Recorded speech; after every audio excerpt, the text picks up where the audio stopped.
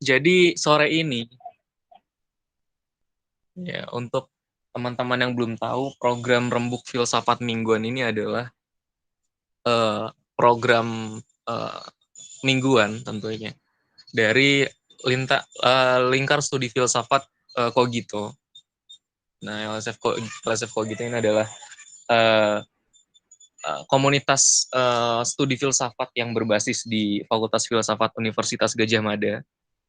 Dan rembuk filsafat sendiri memiliki dua bentuk. Ada rembuk filsafat pekan analitis dan rembuk filsafat pekan diskursus. Bedanya apa?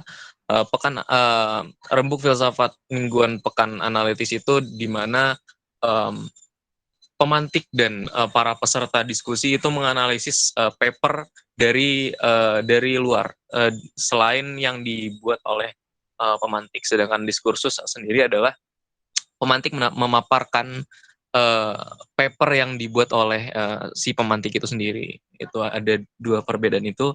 Nah, sore ini kita sedang menjalani rembuk filsafat mingguan pekan diskursus. Jadi materi yang akan dibawakan sore ini adalah materi yang diusung sendiri oleh Mas Zidan Damar. Dia salah satu mahasiswa Fakultas Filsafat Universitas Gadjah Mada yang sore ini akan membahas tentang game God of War. Buat teman-teman yang tahu game God of War. Dan game God of War ini menariknya digunakan untuk pengantar kita uh, uh, ke diskursus. Jadi pengantar kita ke diskursus kebebasan manusia. Nah, kebebasan dalam hal apa?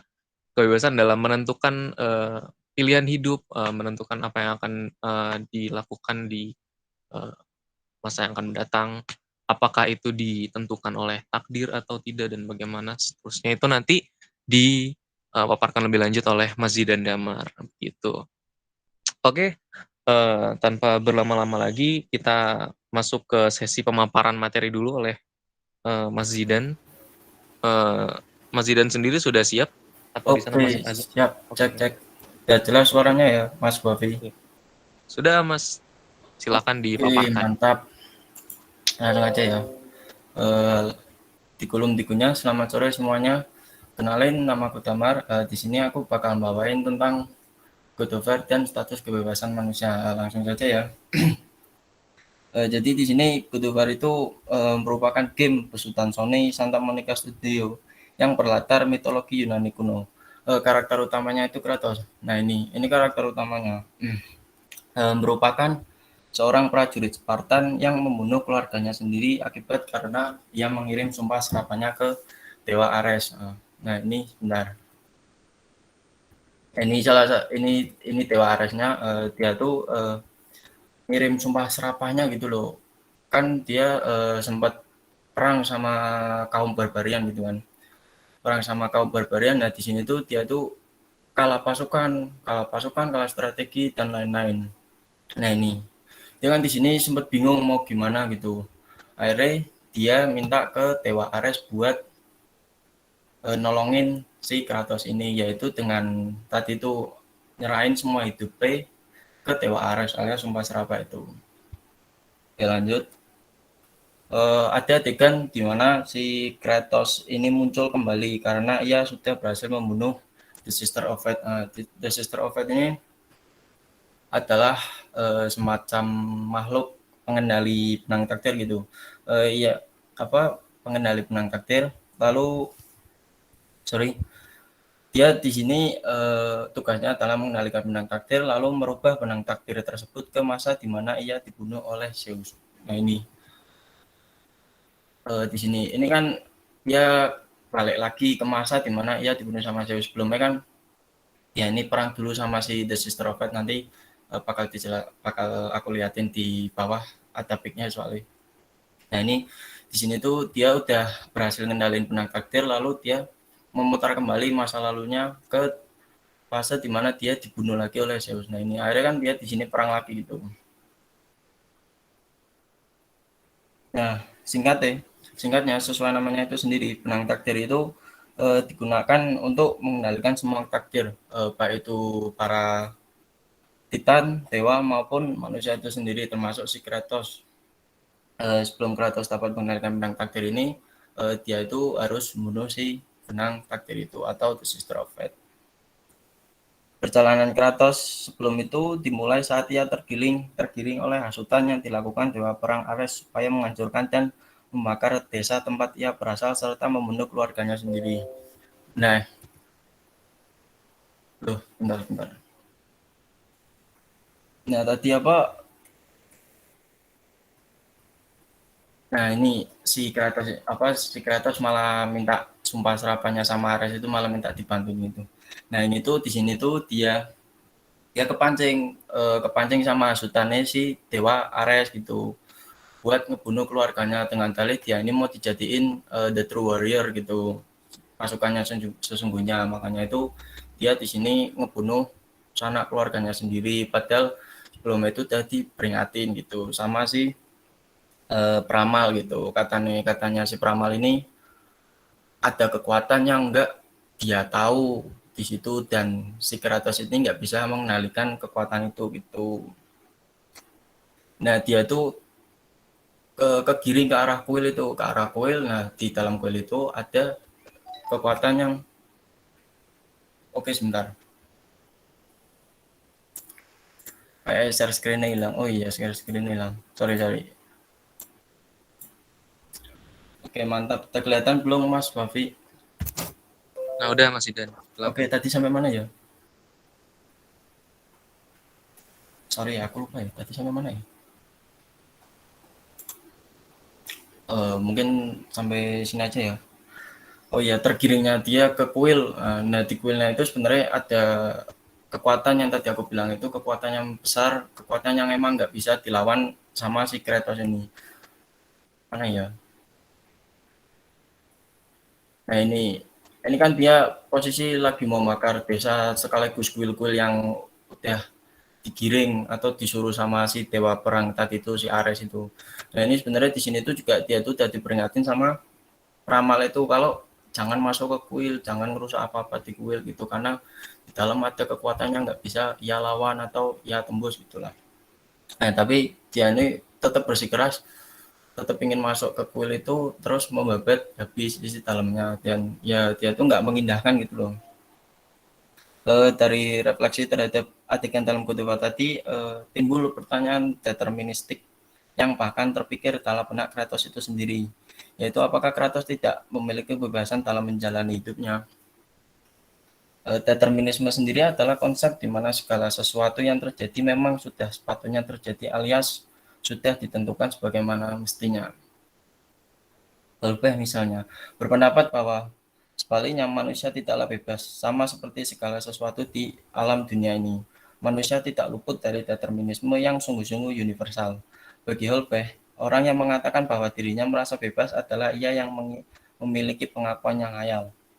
Namun, di lain sisi, Kratos berhasil meluapkan kebenciannya pada pemegang benang takdir sebelumnya dan mengalahkannya. Buktinya si Kratos ini ternyata bisa ngebunuh si benang takdir itu padahal benang takdir di sini yang membuat dari tiga The Sister of Fate itu. Terus apabila memang Kratos terdeterminasi oleh benang takdir itu maka timbul pertanyaan baru, apakah kekalahan pemenang benang takdir itu sudah digariskan oleh pemegang itu sendiri atau Kratos memang hakikatnya memiliki kehendak bebas dalam memutuskan apa yang akan ia lakukan. Jadi kan si pemegang benang takdir ini sebenarnya udah menentukan nasib Kratos bakal gimana gitu kan. Nah, tapi di satu sisi ternyata si Kratos bisa melawan benang takdir itu dengan cara membunuh mereka satu persatu gitu. Ini sebentar. Nah, ini salah satu si pemegang benang takdir namanya kalau nggak salah Atropos itu. Dia berhasil dibunuh sama Kratos dan ini salah satu scene di mana dia battle atau berkelahi sama si dewa perang itu. Nah, di sini sudah terbukti bahwa si Kratos itu juga bisa ngebunuh Ares dan mungkin di penang takdirnya juga si Ares ini juga terbunuh sama si Kratos itu. Apakah manusia mungkin untuk bebas? Apakah mungkin tindakan Kratos untuk membunuh sang pemegang benang takdir didasari oleh kehendaknya sendiri tanpa intervensi dari luar dirinya, gitu kan. Jadi Kratos ini sebenarnya membunuh si penang takdir ini emang karena kemauannya sendiri buat balas dendam atau apa, atau memang sengaja ini tuh udah ditakdirkan buat dia ngebunuh si penang takdir yang secara nggak langsung ternyata si pemegang penang takdir itu juga ngebikin takdirnya dibunuh sama si Kratos gitu. Di lain sisi juga ada konsep yang memang berkebalikan dengan determinisme, yaitu indeterminisme. Indeterminisme berpendapat bahwa segala sesuatu yang terjadi memang atas kehendak kita. Kita yang mengatur sesuatu yang akan terjadi dan tidak terjadinya, alias tidak terbatas oleh apapun. Seperti pendapat si Sartre gitu kan. Misalnya, manusia tidak mempunyai sandaran keagamaan atau tidak dapat mengandalkan kekuatan di luar dirinya sendiri. Oleh karena itu, menurut Sartre, kebebasan yang dimiliki oleh masing-masing individu bersifat absolut, tidak terbatas oleh apapun, tidak ada batasan-batasan kebebasan. Karena bagi Sartre, manusia harus menjadi dewasa. Manusia tidak boleh mengandalkan kekuatan di luar dirinya. Manusia harus melihat kepada dirinya karena Tuhan tidak ada.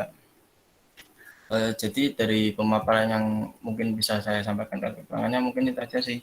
Pertanyaan yang belum sepenuhnya terjawab kan adalah bagaimana status kebebasan manusia itu sendiri kan. Dari penjabaran si Kratos ini sebenarnya, apakah sebenarnya Kratos itu bebas yang secara universal atau si Kratos ini terikat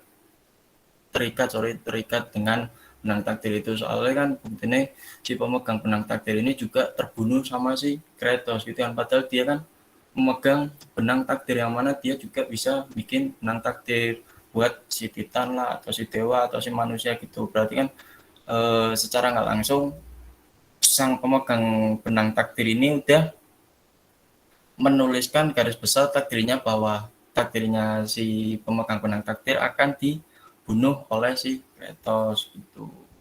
Oke sih, mungkin itu aja yang bisa aku sampaikan. Kurang lebih mohon maaf, aku kembaliin ke moderator Mas Wafi.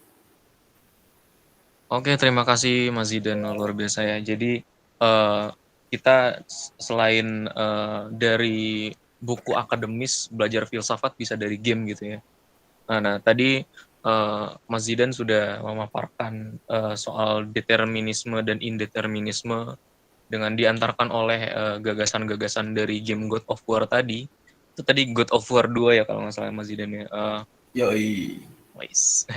Nah, ini menarik karena Mas Zidan sendiri membahas determinisme dan indeterminisme ini secara luas. Maksudnya kan diskursus determinisme indeterminisme di sini ada cabang-cabangnya, bahkan ada di diskursus fisika gitu, misalnya antara Einstein dan Heisenberg dengan principle of uncertainty-nya. Nah itu nanti teman-teman boleh banget untuk menambahkan atau seenggaknya menanggapi, memberikan gagasan baru tentang kebebasan manusia ini, bagaimana seharusnya begitu.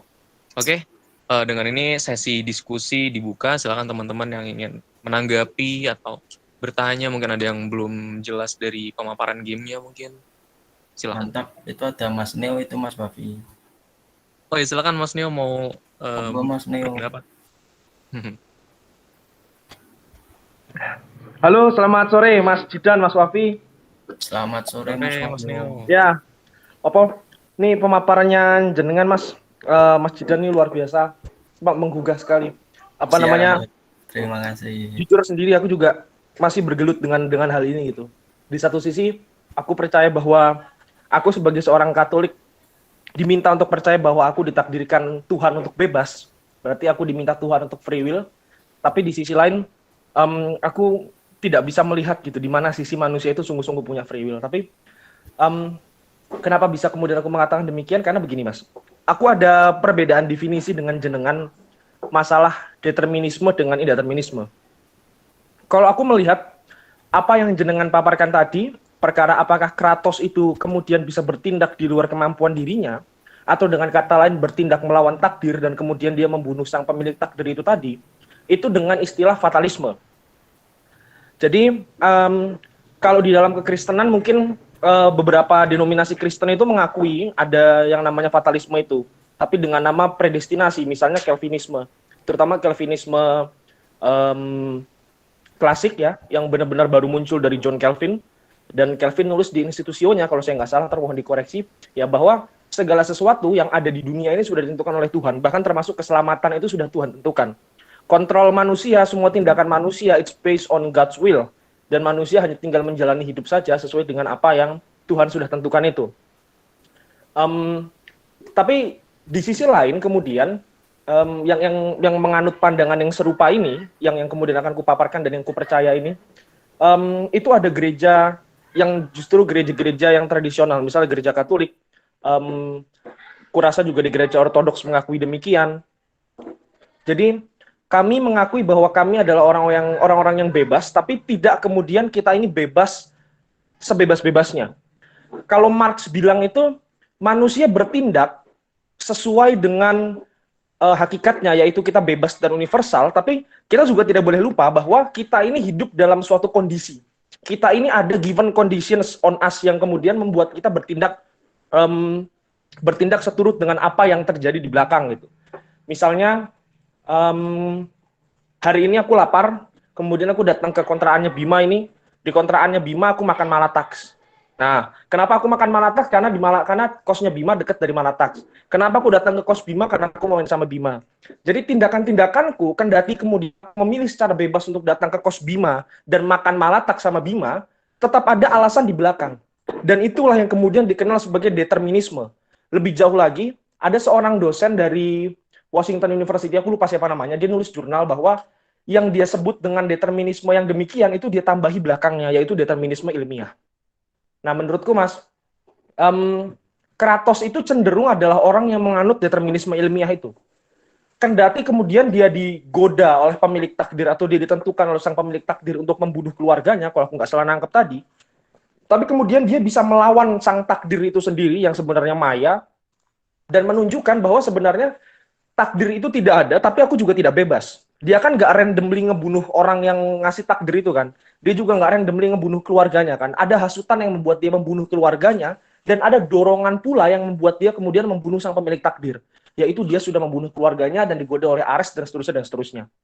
Nah, jadi menurutku akan lebih cocok gitu kalau kita menyebut Kratos dalam pandanganku ya, dia adalah seorang determinis yang kendati di tengah determinisme yang ada gitu, di tengah given condition itu dia tetap bisa berpikir dengan rasionya sendiri. Dan kurasa juga ada kaitannya dengan apa yang dijabarkan Kant dalam The Metaphysics of Moralnya, artikel 12 kalau aku nggak salah, bahwa kita semua ini adalah makhluk yang bisa dipengaruhi oleh dunia luar tapi tidak dikontrol oleh dunia luar. Dan itulah yang kemudian dikenal belakangan sebagai determinisme ilmiah. Begitu kurasa Mas Damar. Mas Wafi, terima kasih banyak. Mantap Mas Neo, terima kasih. Oke, terima kasih Mas Neo. Jadi ada penekanan relasi kausal gitu ya Mas Neo ya dalam kehidupan manusia. Oke, silakan teman-teman yang ingin menanggapi atau bertanya lebih lanjut mengenai gagasan dan pemaparan Mas Neo dan Mas Zidan tadi. Silakan. Mau izin jawab dulu Mas Wafi, ini dicatat Monggo Mas Zidan. katanya gini, izin bertanya, Kratos itu dewa Yunani kan, dia dulunya manusia lalu berubah jadi dewa. Apakah yang mendasari dewa suka untuk bercocok tanam dalam tanda kutip ya, dikarenakan mereka juga manusia? Contoh adegan air mancur. Gimana ya?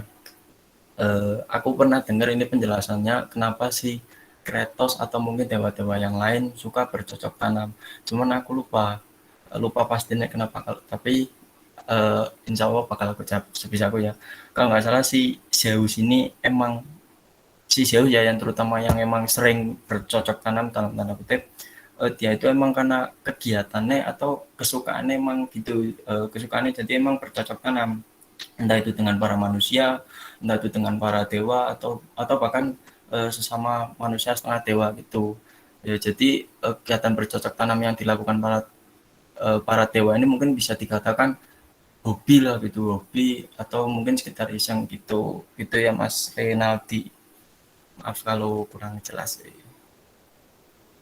Selanjutnya ada Mas Henry Kurniati. Monggo Mas Henry.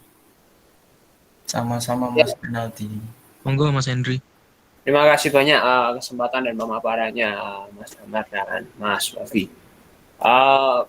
Menanggapi juga tadi dari yang dipaparkan sempat dipaparkan oleh Mas Neo gitu tentang keberadaan suatu given condition ya.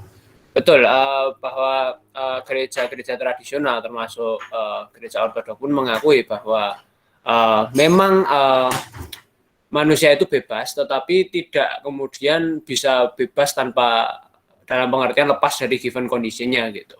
Walaupun di saat yang sama juga given condition itu bisa membawa pada hasil yang sama sekalipun berbeda-beda begitu. Ambillah perumpamaan misal kalau di kitab suci itu ada orang dikasih 1 talenta, 2 talenta, sama 5 talenta gitu. Sebenarnya orang yang punya 1 talenta pun juga punya kesempatan sukses yang sama dengan orang yang diberi 2 dan 5 talenta gitu. Hanya saja kemudian orang yang punya 1 talenta ini dengan kehendak bebasnya memilih untuk mengubur dan dipendem aja gitu talentanya sampai kemudian ketika tuannya balik ya dia malah bilang kalau tuannya yang jahat hanya ngasih 1 talenta gitu. Nah itu untuk memberikan suatu gambaran bahwa memang ada prakondisi tertentu yang melatar belakangi pilihan kebebasan manusia gitu. Lagi pula kan pilihan juga diambil karena dari opsi yang tersedia kan. Kita nggak bisa mengadakan opsi yang tidak tersedia begitu. Itu yang kemudian perlu digarisbawahi begitu. Nah, yang menjadi pertanyaan sekarang adalah ketika ada orang-orang yang indeterminis ya, maksudnya pada dasarnya jagat raya itu bebas gitu. Bahkan sampai pada titik di mana Tuhan itu tidak maha tahu supaya manusia itu tetap bisa bebas gitu. Ada pandangan seperti itu namanya open theism dan mereka berpendapat bahwa mustahil Tuhan itu maha tahu kalau manusia itu bebas dengan pendapat bahwa kalau seandainya manusia bebas berarti Tuhan itu pengetahuannya bisa meleset, ada potensi untuk meleset dan demikian Tuhan tidak lagi maha tahu gitu. Dan otomatis Tuhan bukan Tuhan gitu.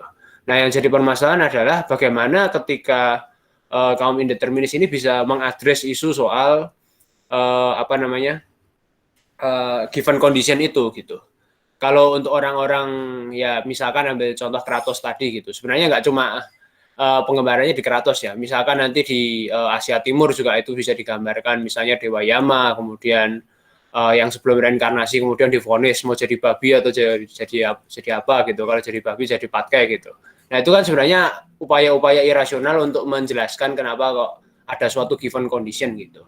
Nah yang jadi pertanyaan adalah caranya orang indeterminisme mengadres isu given condition ini bagaimana gitu. Apa mereka menganggap itu cuma murni kebetulan saja atau bagaimana? Terima kasih. Oke, terima kasih Mas Henry. Silakan Mas Zidan atau Mas Neo mau menanggapi. Mungkin dari Mas Neo dulu aja deh. Nanti aku nambahin sedikit. Karena aku rasa kayak ini berat deh. Ayo Mas Neo. Oke, silakan Mas Neo atau teman-teman yang lainnya. Ada yang mau menanggapi? Oke, makasih banyak Mas Henry, Mas Wafi juga. Jadi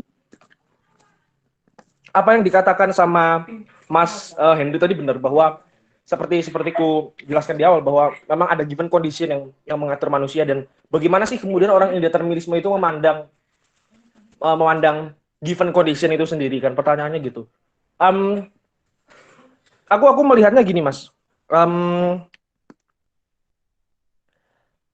Mustahil sungguh-sungguh orang bisa bertindak di luar, enggak mustahil. Kemungkinannya kecil seseorang bertindak di luar given condition itu tadi dan kemudian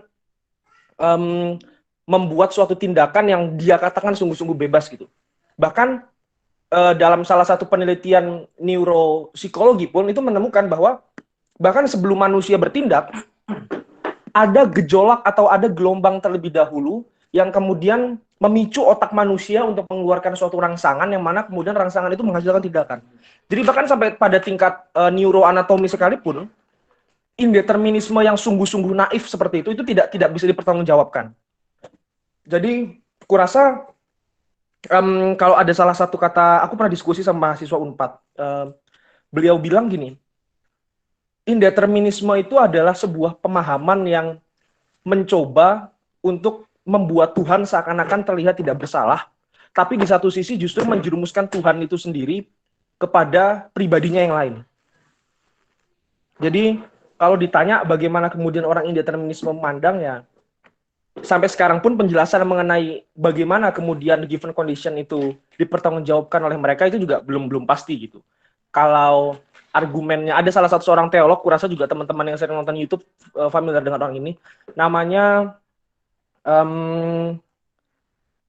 lupa aku lupa orangnya. Orang Amerika pokoknya, dia pernah diundang juga di Scholle itu, dia pernah diundang di Scholle, pernah diundang di sekolah juga, dan dia orang yang getol banget membela indeterminisme itu. Nah, dia bilang bahwa kondisi-kondisi di belakang, bukan Alvin Go, aku lupa pokoknya. Nanti coba aku lihat orangnya. Dia itu bilang bahwa given condition itu tak lain dan tak bukan hanyalah penghias hidup manusia, hanya penghias hidup manusia. Dan apa namanya? Bagaimana kemudian peran mereka ke dalam hidup manusia sama sekali tidak bisa dipertanggungjawabkan. Kenapa? Karena toh di dalam kondisi-kondisi yang menentukan itu, dalam artian given condition itu sendiri, masih ada opsi-opsi yang lain. Nah, misalnya begini, hari ini kan tadi aku contohkan bahwa aku datang ke rumah Bima, kemudian karena aku lapar, aku makan malatak. Karena aku datang ke rumah Bima, aku datang ke rumah Bima karena aku mau main sama Bima. Tapi misalnya begini, alasanku adalah aku mau main sama Bima. Toh itu masih ada hal yang lain kan, masih ada kemungkinan lain yang bisa kulakukan gitu. Meskipun kehendakku mengatakan bahwa aku ingin main sama Bima, tapi aku tetap bisa kok leha-leha di kamar. Kendati kemudian aku main ke rumah Bima dan aku lapar, aku tetap bisa makan yang lain selain malataks. Nah, hal seperti itu yang kemudian membuat pandangannya si teolog itu seakan-akan terlihat benar, padahal tidak begitu juga. Opsi-opsi yang ada, seperti kata Mas Henry itu tadi, itu juga pada akhirnya tidak bisa lepas dari kategori given condition yang akan mempengaruhi tindakan manusia. Dalam artian, tindakan manusia serandom-random apapun itu, sekalipun tidak dilandasi oleh alasan, itu tetap dibatasi oleh kondisi-kondisi tertentu yang kemudian membuat dirinya itu tidak bisa sama sekali bebas. Tidak bisa sungguh-sungguh random dalam bertindak. Misal, katakanlah orang serandom siapa misalnya ya, serandom Ted Bundy gitu. Katakanlah kita anggap dia random gitu kan. Dia kayak ngebunuh orang asal cucuk gitu, memperkosa orang gitu. Meskipun ada penjelasan di belakangnya, kita anggap saja dia random gitu. Tapi serandom-randomnya dia tetap ada kemudian hal yang mendasari pandangannya, yang mendasari tindakannya, yaitu ketertarikannya pada orang berambut pirang, ketertarikannya pada perempuan yang manis, yang menggunakan kacamata dan seterusnya dan seterusnya. Jadi serandom-randomnya tindakan manusia tetap akan ada suatu alasan atau given condition yang menjelaskannya. Atau mungkin bisa ku bantu dengan teorinya Mainong. Mainong itu kan bilang bahwa serandom-randomnya pemikiran manusia memikirkan hal yang tidak mungkin ada, manusia tetap tidak akan bisa menemukan atau berpikir tentang suatu benda atau suatu substansi yang pada dirinya berkontradiksi. Misal kayak persegi bulat, segitiga bersegi empat, atau misalnya manusia yang bisa menciptakan dunia dan seterusnya dan seterusnya. Itu kan adalah hal yang bertentangan. Sama seperti itu juga. Jadi tidak bisa kemudian manusia itu lepas dari given condition itu. Kalaupun bisa, tidak akan jauh-jauh dari hal yang tidak berkontradiksi dengan dirinya sendiri. Seperti itu kurasa, Mas Henry. Sorry, jelimet, Mas. Wah, jelas banget kok, Mas. Terima kasih banyak atas penjelasannya. Oke, terima kasih Mas Neo. Sampai bawa-bawa Mainong ya tadi, luar biasa. Oh, itu ada pertanyaan dari Vigo. Aku bacain aja ya sebentar. Mas mau tanya, menurutku ada evaluasi dari tiap tindakan manusia. Artinya, ketutupan. Artinya, bisakah evaluasi dianggap sebagai tindakan kebebasan atau sekadar respon terhadap given condition? Nah, silakan Mas Zidan atau teman-teman yang ingin menanggapi pertanyaan dari Vigo, silakan.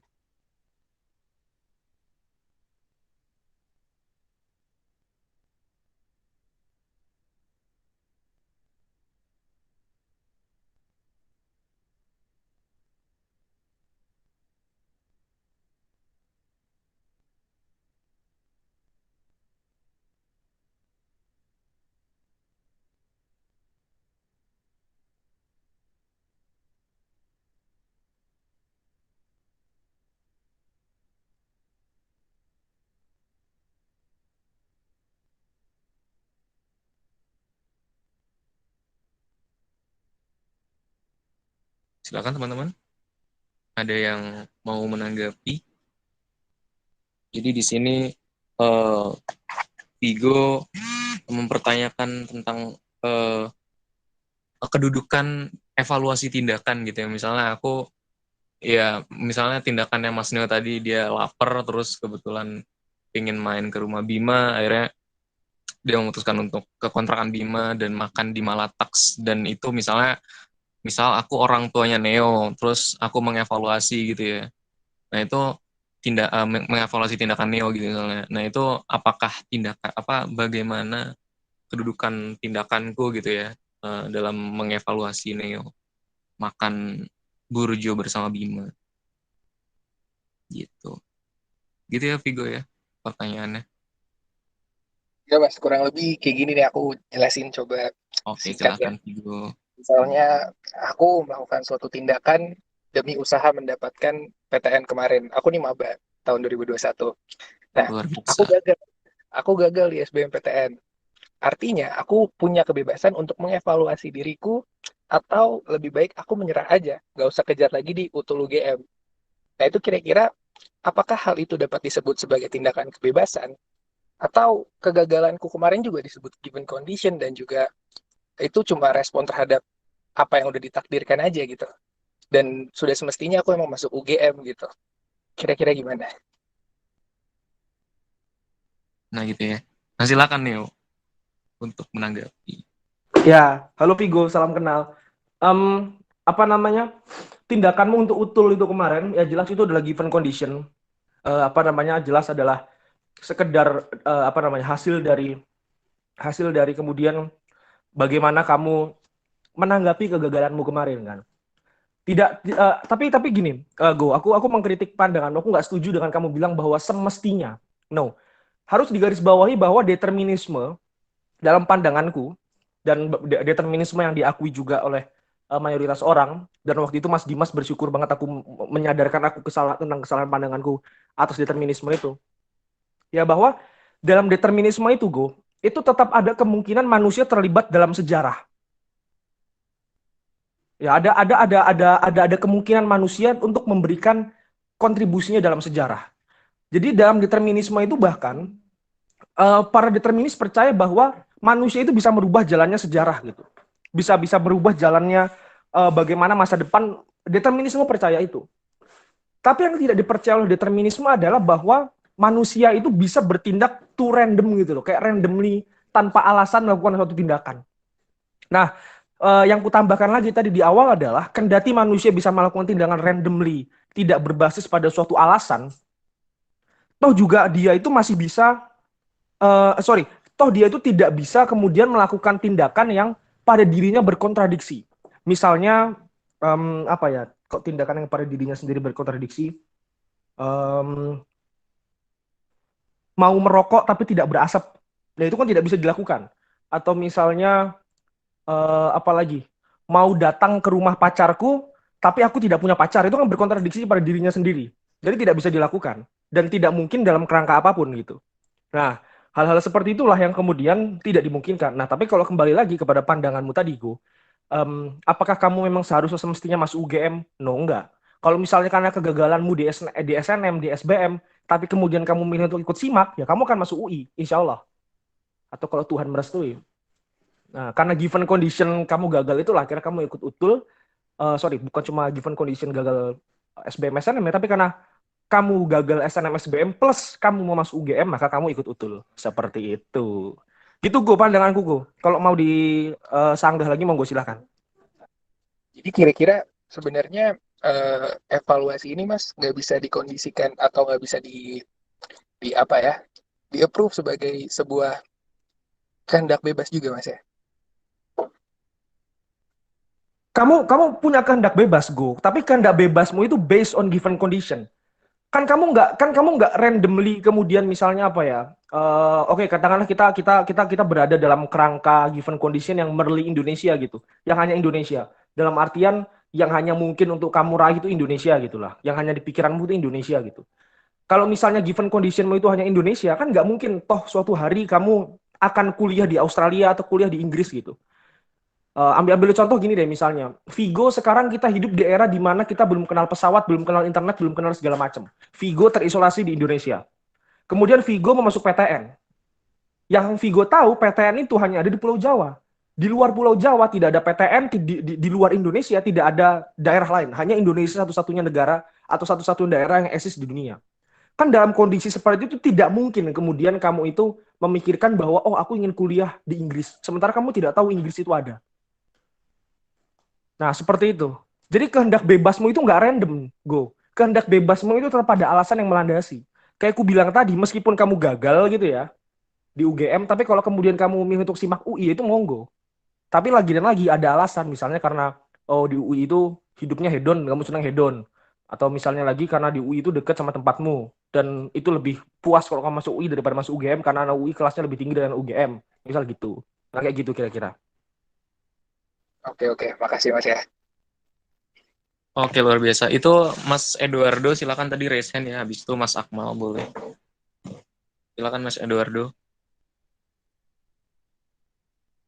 Halo.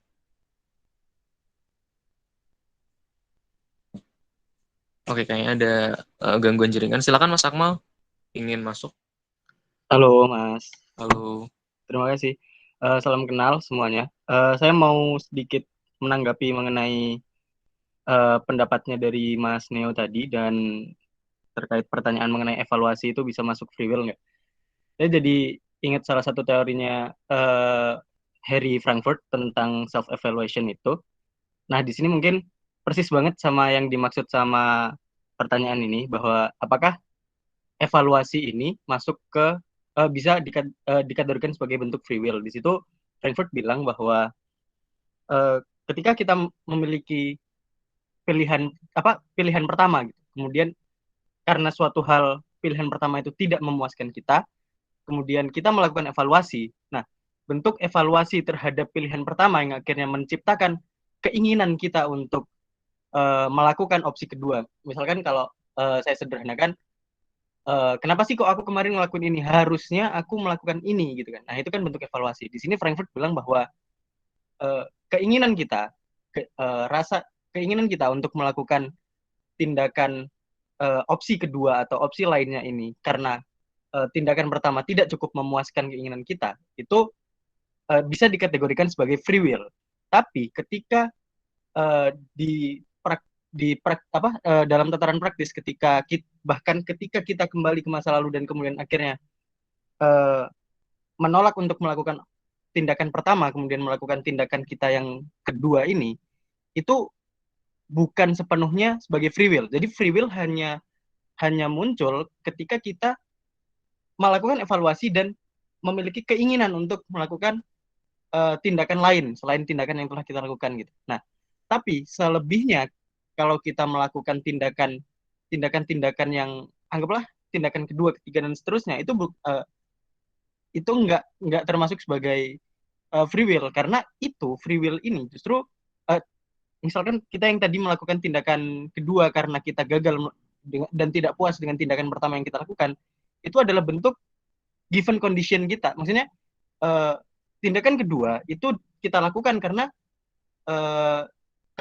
didasari sama alasan kita tidak puas dengan tindakan pertama. Nah, ini juga given condition gitu.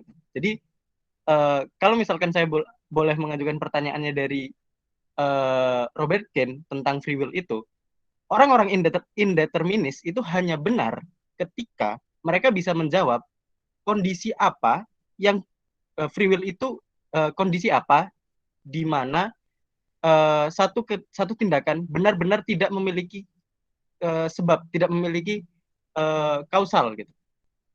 Ketika indeterminis bisa menjelaskan bahwa ada satu tindakan yang manusia bisa lakukan dan tidak disebabkan oleh apapun, tidak memiliki prior event, fenomena-fenomena di masa lalu gitu kan, maka indeterminis benar bahwa ada free will yang dimiliki oleh manusia dan sifatnya absolut. Seperti itu sih Mas, kalau menurut pandangan saya. Oke, terima kasih Mas Akmal. Silakan teman-teman yang mau menanggapi gagasan dari Mas Akmal tadi.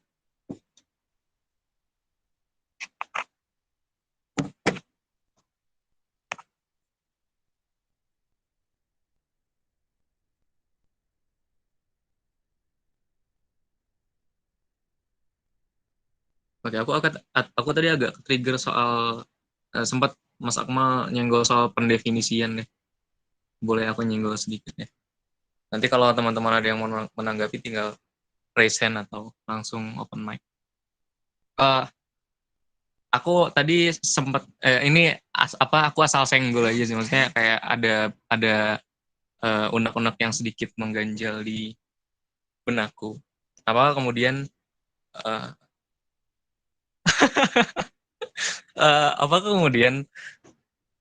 dengan karena kan misal aku baru dengar istilah kehendak bebas misal.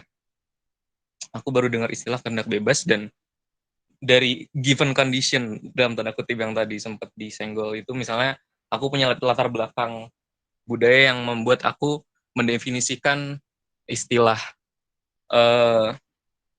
kehendak bebas ini sebagai kehendak yang tidak dilatar belakangi oleh apapun, dan aku bebas melakukannya tanpa ada intervensi pihak eksternal gitu, selain diriku sendiri gitu misalnya. Nah, terus aku jadi tahu nih sekarang misalnya bahwa kita punya kehendak bebas, tapi nggak random. Intinya kan, artinya kan ada pihak eksternal yang mengintervensi kehendak bebasku, gitu kan. Nah, yang jadi pertanyaan adalah, apakah kemudian kehendak bebas ini harus nurutin kemauanku jadi kehendak bebas? Atau kemudian ya udah aku nurutin bahwa kehendak bebas ini emang definisinya seperti itu, atau memang dia mengalami pergeseran makna gitu. Nah, itu kan sebenarnya yang ada di pikiranku tadi, itu kayak gitu. Maksudnya dengan latar belakang budaya mendefinisikan istilah kehendak bebas tadi, lalu aku melihat makna lain, loh bukannya itu berarti nggak bebas gitu misalnya. Nah, itu apakah emang ada pergeseran makna gitu? Karena itu kan urusan pemaknaan ya, gitu. Soalnya ada orang deterministik, dia mengakui kehendak bebas, tapi kehendak bebas ini nggak sepenuhnya random gitu, kayak kalau kata Mas Neo tadi. Nah gitu. Mungkin teman-teman mau menanggapi soal itu.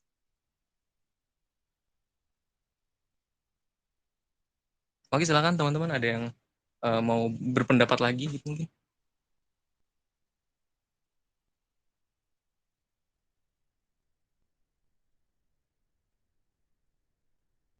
Mas Wafi, aku izin masuk, Mas. Monggo, Mas. Ya, benar kata Mas Wafi itu, bahwa sampai pada tatanan budaya pun kita sudah dideterminasi gitu, bahwa budaya itulah yang kemudian membuat kita tuh nggak randomly act gitu. Sebentar, aku lihat ada Mas Bagas nggak ya? Nyari Bagas. Oh, nggak ada. Aman. Oke. Jadi gini, dalam psikologi sosial itu, aku mau ngomongin psikologi soal, ntar ada Mas Bagas takutnya ditentang. Dalam psikologi sosial itu ada yang diistilahkan sebagai self-tuning and self-regulation. Nah, dua hal itulah yang kemudian mendasari kenapa kok manusia itu bisa menjadi pribadi yang deterministik gitu. Dalam artian deterministik ilmiah ya. Ya meskipun dalam pandangan seperti itu berarti mengandaikan bahwa pernah ada kondisi di mana manusia itu tidak deterministik. Tapi yang menarik adalah self-tuning and self-regulation itu adalah buah dari evolusi manusia itu sendiri. Nah, jadi dalam psikologi sosial itu dipahami bahwa manusia itu mengapa kemudian menjadi pribadi yang deterministik, menjadi pribadi yang melulu mengikuti pola identitas yang ada dalam dirinya, itu adalah karena keperluan dirinya untuk melulu diterima dalam kehidupan sosial. Jadi karena manusia itu punya necessity untuk hidup berkelompok, maka manusia cenderung menjadi pribadi yang deterministik. Karena di dalam kehidupan berkelompok itu diperlukan tadi yang aku bilang self-tuning, yaitu kemampuan untuk mengendalikan kesadaran diri sendiri dan bertindak based on given condition yang ditanamkan oleh kehidupan sosial, atau yang bisa dikatakan kayak kata Mas Wafi tadi, sesuatu yang eksternal dari dalam diri, dan self-regulation, atau kemampuan untuk mengendalikan fokus orang lain. Nah, karena dua hal itulah yang kemudian bisa kita katakan manusia itu bahkan ketika lahir pun itu sudah deterministik. Ketika manusia lahir ke dunia dan kemudian mulai melakukan tindakan based on based on our self gitu ya, kita sudah menjadi pribadi yang deterministik. Karena kembali lagi ke asumsi bahwa budaya itu atau pola identitas itu sudah ditanamkan dalam diri kita sejak kita lahir. Jadi mau dilepaskan sebagaimanapun, mau dibolak-balik kayak gimana pun, menurutku akan lebih masuk akal kalau kita katakan bahwa manusia itu keseluruhannya adalah manusia yang deterministik. Baik itu mau dilihat dari sudut pandang evolusioner atau mau dilihat dari sudut pandang logika, ya kurasa akan tetap mengatakan manusia itu makhluk yang deterministik. Gitu. Makasih. Terima kasih kembali Mas Neo. Silakan teman-teman yang ingin menanggapi, yang ingin berpendapat lagi gitu.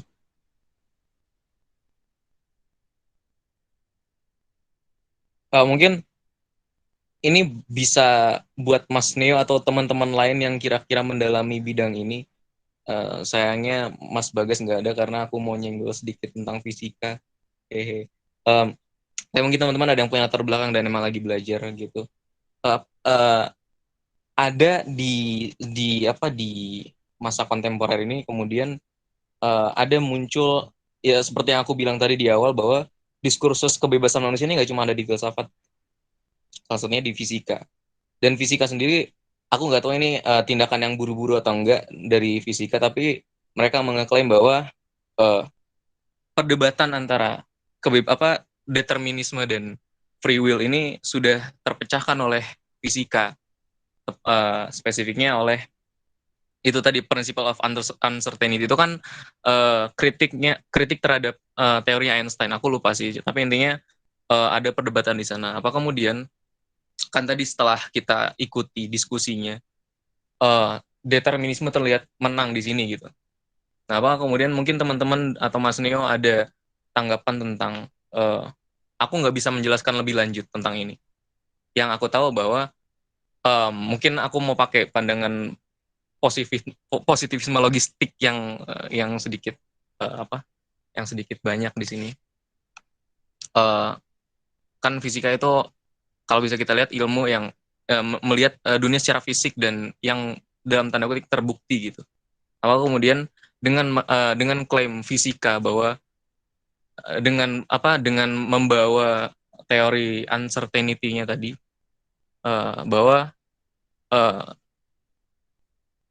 molekul-molekul tadi, misalnya ada molekul-molekul itu bergeraknya ada intensitas ketidakjelasannya. Jadi intensitas deterministiknya itu bisa diubah-ubah. Aku lupa sih kayak gimana. Pokoknya soalnya aku nggak mendalami fisika. Tapi itu tadi ada yang bikin aku ke-trigger itu tadi bahwa perdebatan determinisme dan free will ini udah diselesaikan oleh fisika.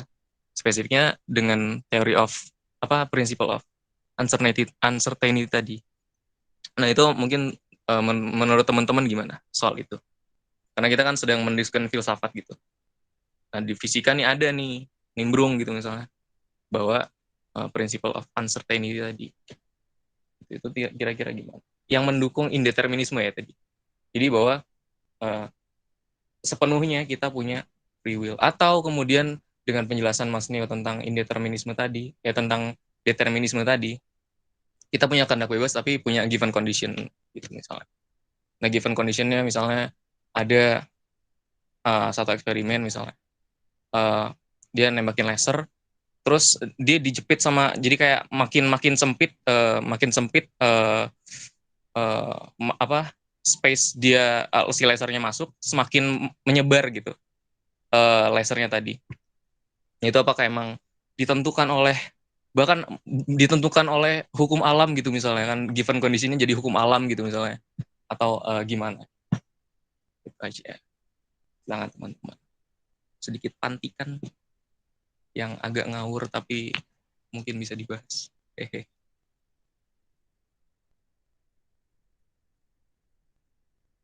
Nah, ini ada pertanyaan dari Mas Romdoni Afif Nasrullah nih. Bagaimana kita tahu atau sadar bahwa sedang melakukan hal yang di luar given condition itu sendiri, Mas? Dan apakah hal yang dilakukan di luar given condition itu juga merupakan given condition kita atau termasuk ke evaluasi dalam berkehendak? Mohon maaf jika sudah ditekan sebelumnya, baru join, hehehe. Oke, silakan. Teman-teman.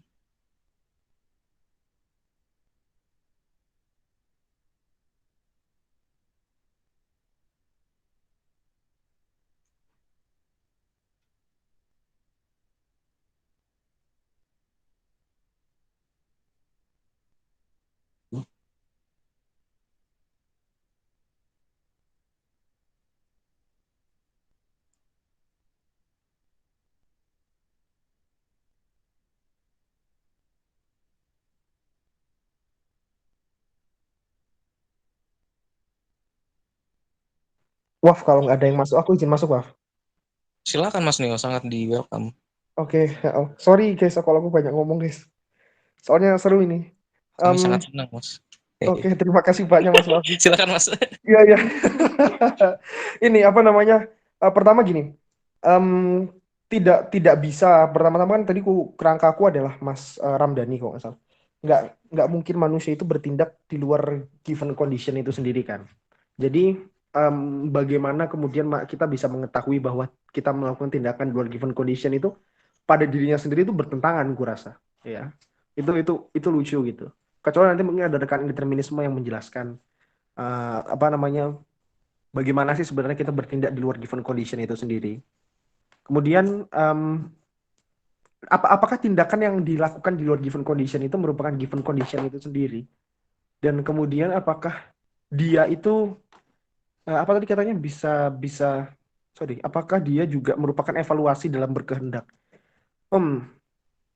Tadi gara-gara Vigo nyinggung kata evaluasi nih, apa yang mau nggak mau itu harus dikatakan bahwa semua tindakan kita adalah hasil evaluasi dari keseluruhan given condition kita gitu. Jadi kalaupun kita bertindak katakanlah tidak berdasarkan given condition, ya itu adalah evaluasi juga. Ya kita bayangkan saja gitu, misal suatu keadaan di mana kita hidup tiba-tiba ada ujuk-ujuk ada tanpa ada kondisi yang mengawali kita gitu. Nah, seperti itu. Toh juga kalau aku nggak salah, tadi pagi Raisa sempat ngejelasin sedikit. Ini ada Mas Bagas juga. Bahkan pada ranah kuantum pun, kesadaran kita pun bermain di situ. Kesadaran itu ada kaitannya dengan ranah kuantum kalau nggak salah. Raisa menjelaskan gitu. Mau gue nanti Mas Bagas nih baru masuk, langsung menjelaskan. Makasih, gitu aja sih. Oke, karpet merahnya sudah digelar oleh Mas Neo untuk Mas Bagas. Mungkin silakan mau masuk mengenai kesadaran dan kuantum tadi, Mas Bagas. Pasti kaget tiba-tiba suruh ngomong. Aku lagi di luar, teman-teman. Ya udah, nggak apa-apa Bagas. Apa namanya? Oh, silakan. Sorry ya kalau berisik ya. Aku jelasin dikit aja. Sebenarnya apa namanya? Kalau dari eksperimen di dalam mekanika kuantum itu dia punya ada namanya double slit eksperimen kan. Jadi ada apa namanya ada dua posisi, namanya superposisi yang bikin kuantum itu akhirnya dia punya dua posisi sekaligus gitu istilahnya di saat bersamaan. Jadi ketika kita pakai pakai alat ukur untuk melihat, berisik banget, untuk melihat superposisi itu sendiri, dia berubah forma gitu loh. Jadi kalau mengacu pada ketidakpastian Heisenberg, alat ukur itu bisa membuat kita mengerti posisi partikel, tapi implikasinya dia akan berubah bentuk dalam tanda kutip. Karena apa? Ya karena dipengaruhi oleh alat ukur itu sendiri, tapi oleh beberapa orang-orang mungkin filsafat fisika menganggap bahwa itu sebenarnya adalah pengaruh consciousness atau kesadaran. Karena apa? Karena kita mengerti dan kita tahu letak dari kuantum itu sendiri berdasarkan pengamatan gitu. Makanya sampai sekarang kan paradigma filosofis di filsafat ilmu itu sangat syarat akan perdebatan metodologis dan terutama observasi ya. Apakah observasi berdasarkan apa yang kita kayak empiris segala macam itu, apakah itu berguna ataukah hanya logika dan matematika yang berguna bagi realitas kita gitu. Apakah matematika dan logika aja udah cukup gitu? Nah, pertanyaan di situ. Makanya mungkin kalau nyambung sama kebebasan itu nanti ujungnya apakah kesadaran itu penting atau tidak gitu bagi keadaan fisik di dunia ini. Kira-kira gitu sih yang bisa aku jelasin. Thank you. Oke, makasih Bagas. Ini ada pertanyaan lagi dari Vigo. Mas, aku mau tanya satu hal lagi. Bagaimana definisi kebebasan itu sendiri? Nah, gimana nih, teman-teman? Mas dan Mbak ya berarti ya. Atau Zidan mau? Itu masalah filsafat bahasa sih kayaknya, itu masalah semantik itu. Harus orang analitik yang jawab. Ayo Mas Waduh, Novi. nggak ada Ainu ya di sini ya. Nggak ada Mas Ainu dan Mas Anaf. Hehe. Soal definisi kebebasan. Ya itu tadi yang aku ke-trigger tadi. Misalnya ada kan penamaan itu aku sendiri menyetujui salah satu uh, makna dari nama, bahwa nama itu adalah pelabelan. Misalnya aku ngelihat objek kursi terus aku namain kursi gitu. Karena misalnya aku ngelihat kursi punya 4 kaki, aku namain kursi dang. Terus aku ngelihat beanbag, terus aku kategorikan beanbag ini sebagai kursi dang gitu kan, itu pelabelan. Tapi apa yang mendasari gitu. Nah itu soal pelabelan. Jadi ini aku bukan menjawab ya, karena tadi aku belum se-expert Mas Ahnaf atau Mas Aino. Itu tadi sebenarnya kalau mau disingkatkan tadi yang bikin aku trigger tadi, itu tadi misal aku menyodorkan, misal aku bukan menamakan ya, mengartikan atau memposisikan makna kebebasan itu tadi sebagai objek. Misalnya Mas Bima menyodorkan bahwa kebebasan itu kayak gini. Terus Mas Neo misalnya dia mengajukan, oh nggak bisa, nggak ada keadaan yang seperti itu, keadaan yang keadaan yang dimana kita bebas memilih sesuatu. Mungkin aku nggak mau pakai terma bebas ya. Misalnya kita ingin melakukan sesuatu apapun, kita melakukan sesuatu apapun tanpa intervensi dari pihak luar gitu. Misalnya Mas Bima menyodorkan keadaan yang seperti itu. Terus Mas Neo bilang, oh nggak ada tindakan keadaan seperti itu. Yang ada yang kayak gini, keadaan di mana kita sebenarnya terserah mau milih apapun, milih tindakan apapun, tapi tetap di latar belakangnya oleh given condition bla bla bla dan segala macam gitu. Tapi kita tetap butuh objek yang harus kita nami sebagai kebebasan.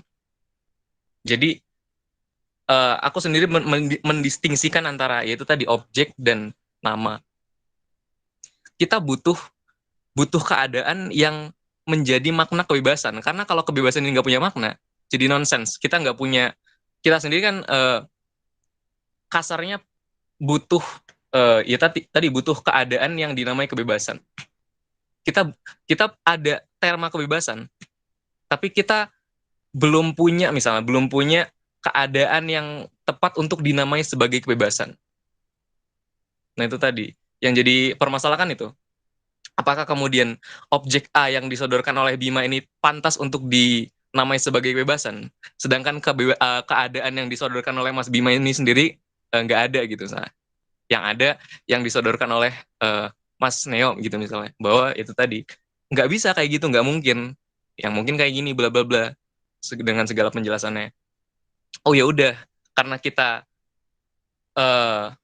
misalnya mau nyenggol soal Morean fact gitu misalnya, fakta Morean, bahwa yang fakta adalah yang paling kita ketahui. Misalnya ada 2 kemungkinan, ini sedikit geser ke epistemologi nggak apa-apa. Ada 2 kemungkinan misalnya, sekarang jam 2, atau mungkin sekarang bukan jam 2 tapi jamnya rusak. Itu kan ada 2 kemungkinan. Tapi kita paling tahu bahwa sekarang jam 2. Kita nggak punya bukti yang cukup untuk membuktikan sekarang bukan jam 2, tapi jamnya rusak, makanya nunjukin jam 2.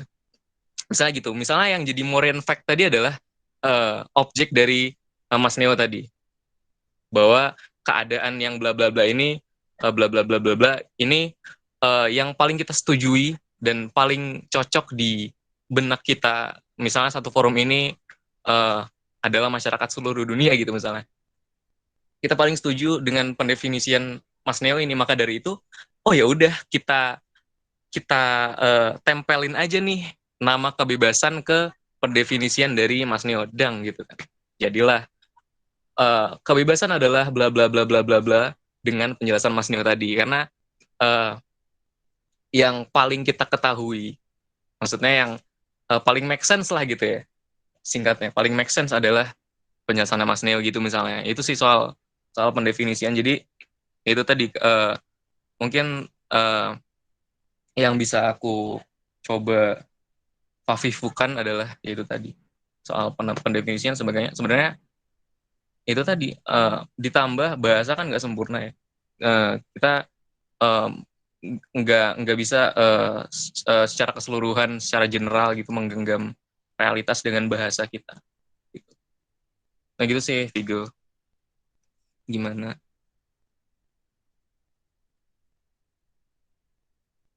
Silakan Mas Henry. Ada raise hand. Oke, makasih, sama-sama. Oh ya, aku mau menanggapi perkataan dari Mas Bagas tadi, sempat disinggung soal variabel kesadaran gitu ya, tentang apakah kesadaran itu berelasi dengan kebebasan gitu. Kelihatannya ini menarik untuk digali dalam pengertian begini. Mungkin ini pertanyaan lebih spesifiknya ke Mas Neo dan Mas Bagas ya, tentang apa namanya, seandainya orang itu tidak tahu kalau dirinya bebas gitu, tidak sadar kalau dirinya bebas. Misalkan dia ditaruh di penjara gitu. Tapi dia nggak tahu kalau itu penjara, dan dia bahkan tidak tahu kalau dia sedang di penjara gitu. Dia pokoknya dilepas gitu aja, dan dia ya dalam jangka waktu tertentu dia karena tidak sadar ya dia merasa bebas-bebas saja gitu. Walaupun kita yang dari sudut pandang orang ketiga tahu ya kalau sebenarnya dia ya secara objektif di penjara, walaupun apa namanya dianya sendiri tidak sadar gitu. Tapi bagaimana kalau misal penjara ini kemudian dimultiplikasi lebih besar gitu, misalkan dunia ini atau alam semesta in general gitu, tentang apa sebagai medannya, sebagai tempat orang itu diletakkan, orang yang ignoran ini diletakkan gitu. Dan kita tidak pernah tahu kalau ternyata diri kita itu termasuk golongan yang ignoran ini gitu. Nah, apakah kita masih bebas begitu? Sebabnya atau malah yaitu kembali ke pertanyaan awal, apakah variabel kesadaran ini penting untuk menjadi bagian integral ya dari kebebasan itu sendiri gitu, atau ternyata memang kesadaran kita itu menentukan kebebasan kita juga gitu. Terima kasih. Oke, silakan Mas Bagas. Mau menanggapi balik atau gimana? Oke. Sekali lagi sorry ya kalau berisik. Jadi sebenarnya soal ini udah dibahas ya sama David Chalmers. Dia tentang philosophical zombie kalau nggak salah. Dia nyeritain bahwa ketika kita punya pemikiran metafisik tentang zombie yang dia kalau ditusuk itu merasakan sakit tapi dia nggak sadar gitu. Jadi dia seolah-olah sakit gitu. Nah, itu digunakan untuk menentang fisikalisme ya. Tapi di satu sisi kadang ada argumen juga dari fisikalis yang filosofis ya. Jadi ketika kita sebenarnya bisa membuat dua dunia yang the other world yang ini, kayak misalnya iya benar, ini nyambung main berarti problem. Kita mengcopy dunia kita yang sekarang ini ke dalam dunia spasio-temporal yang persis sama, dan kita harus lihat apakah secara fisis dia memiliki kesadaran yang beda gitu. Jadi susunan fisisnya sama nih di antara dua dunia, secara spasio-temporal dia sama, dan apakah dia punya behavior yang berbeda gitu. Nah, ketika dia punya behavior yang beda, fisikalisme dan behaviorisme itu otomatis mati. dia otomatis salah. Tapi ketika dia dihadapkan pada dua dunia yang sama secara spasio-temporal dan secara susunan fisis, dan ternyata dia punya kesadaran yang sama, itu mengimplikasikan bahwa fisikalisme dan terutama behaviorisme kalau di psikologi itu adalah benar gitu loh. Jadi sebenarnya kita sama-sama susah ya untuk mengatakan mana yang benar antara mind body problem itu. Karena apa? Ya karena kita belum bisa membuat dunia multi itu. Jadi belum bisa membuat dunia dengan spasio-temporal dan komponen fisik yang sama gitu. Tapi ketika itu sama dan menciptakan kesadaran yang berbeda, ya udah berarti kesadaran benar gitu. Jadi kita coba lihat besok, siapa tahu ada ilmuwan-ilmuwan yang bisa membuat dua dunia yang sama secara spasio-temporal. Kira-kira gitu. Thank you. Oke, makasih Mas Bagas.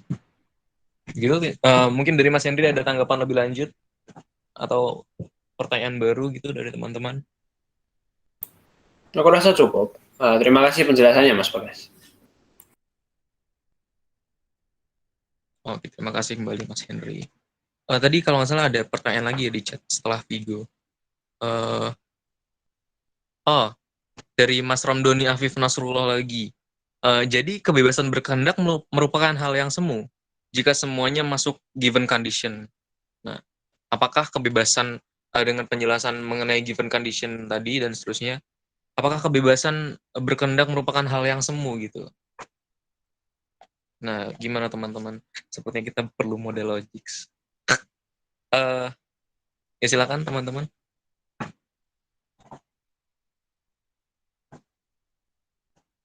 Sebenarnya balik ke yang tadi, maksudnya ini dari pandanganku sendiri ya, bahwa yang paling make sense dengan segala latar belakang kultur kita, yang paling make sense, misalnya bagiku ini ya, karena aku baru masuk diskursus kebebasan manusia ini, sebelumnya nggak terlalu intens.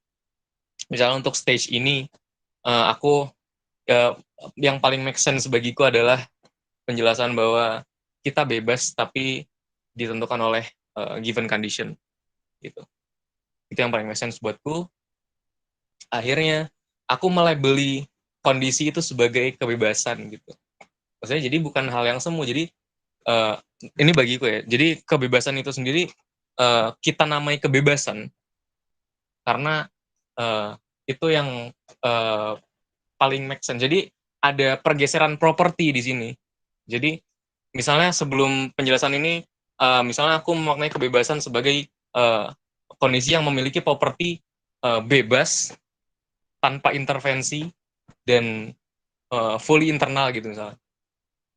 Nah karena itu nggak masuk akal misalnya, akhirnya aku di benakku secara tidak langsung menambahkan properti-properti baru.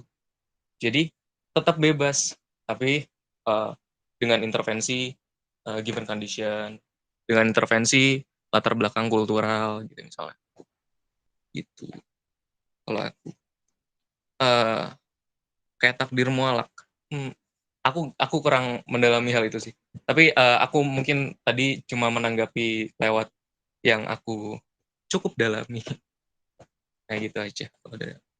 Mungkin teman-teman ada tanggapan lain?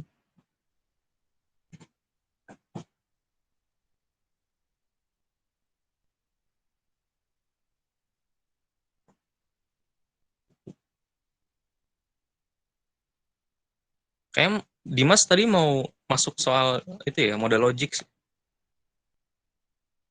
Oh, Mas Henry. Silakan Mas Henry. Sorry nggak kelihatan. Ya, ikut mencoba menjawab gitu tentang pertanyaan yang tadi sempat ditanyakan, apakah free will itu ilusi atau bukan gitu. Kehendak bebas itu ilusi atau tidak dengan adanya given condition ya, atau prakondisi gitu.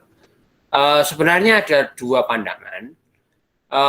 Ada yang memang benar-benar menganggap kalau free kehendak bebas itu atau kebebasan itu ya itu memang ilusi gitu, literally ilusi dalam pengertian begini, itu dalam ada konsepsi fatalis ya, konsepsi fatalis yang menganggap bahwa orang itu memilih dalam kebebasannya, dalam sensasinya, tetapi pada akhirnya pemilihannya itu juga karena faktor-faktor yang lebih besar begitu. Jadi bukan hanya opsinya saja yang tersedia, tapi juga pemilihannya itu sendiri yang ditentukan gitu. Kalau untuk yang tadi given condition itu hanya menyediakan opsi. Dalam arti kita tidak bisa memilih opsi yang di luar opsi yang tersedia gitu. Sedangkan ada juga yang memang berpendapat bahwa untuk pemilihan opsi itu tersendiri itu juga karena memang sudah ditentukan begitu. Namanya free agency. Jadi misal ada 10 hidangan gitu ya. Terus kita milih nasi goreng gitu. Kalau untuk yang given condition mungkin bilang ya kita nggak bisa memilih di luar 10 hidangan itu gitu. Kita hanya bisa milih di antara 10 itu kita milih salah satu atau salah dua tergantung gitu. Atau bahkan bisa 10-10-nya kalau misal piringnya muat gitu. Tetapi kemudian free agency membawanya lebih jauh dari situ gitu. Mereka bahkan berpendapat untuk orang-orang free agency ini berpendapat bahwa ya kamu milih itu karena memang sudah ditentukan demikian gitu. Jadi mirip kayak bukan sinetron ya, film-film gitu ya. Misalnya kenapa si penjahat ini jadi jahat gitu. Ya dia jadi penjahat karena pilihannya sendiri memang di dalam film itu, tetapi juga karena di satu sisi sutradara menghendaki si penjahat ini jadi penjahat gitu.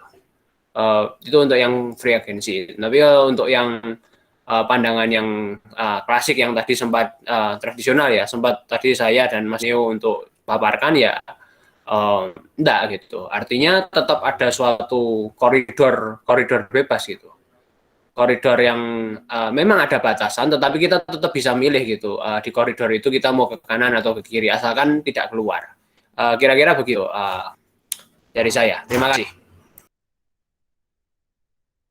Oke, terima kasih Mas Henry atas penjelasannya. Begitu ya, siapa tadi Mas Ramdhani ya soal apakah kemudian kebebasan itu semu atau tidak gitu ya. Gimana Mas Ramdhani, mungkin udah cukup atau mau menanggapi lebih lanjut gitu mungkin? Oke, terima kasih kembali. Oke, teman-teman ada yang mau menanggapi lagi soal kebebasan manusia ini?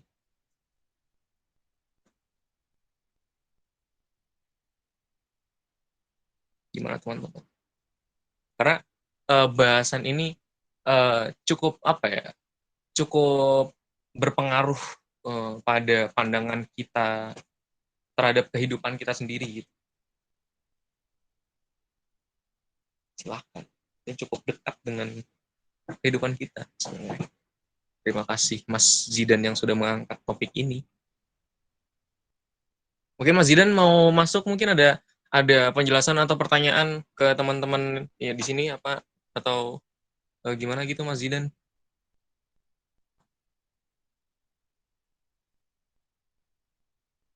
Oh, cukup ya. Ini maksudnya cukup diskusinya berhentiin aja atau gimana Mas Zidan? Nah, silakan. Tadi siapa dulu ya yang resen ya? Mas Georgius Guido, silakan. Soalnya ada di atas. Yang duluan yang bawah apa ya? Ya udah, silakan Mas Guido dulu. Iya, cek masuk ya. Masuk Mas. Habis ini Mas Neo. Mungkin bukan bertanya tapi ingin nyambung dikit. Tadi kalau nggak salah ada pembicara atau mungkin Mas Neo ya atau Mas Bagas mungkin yang sempat nyinggung soal apa?